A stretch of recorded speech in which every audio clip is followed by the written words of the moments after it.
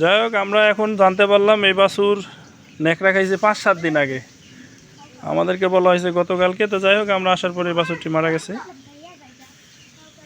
আমরা কোনো কিছু করতে পারলাম না আর কি।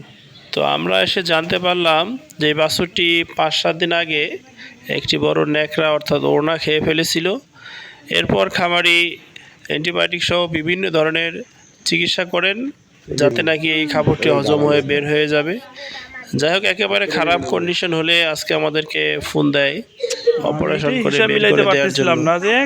আমরা এসে পৌঁছে দেখি বাছুরটির অবস্থা একেবারেই খারাপ এবং আমরা আসার 5 মিনিটের মধ্যে বাছুরটি মারা যায়।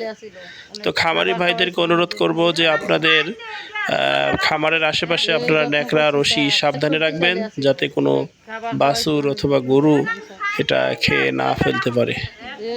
আসসালামু আলাইকুম।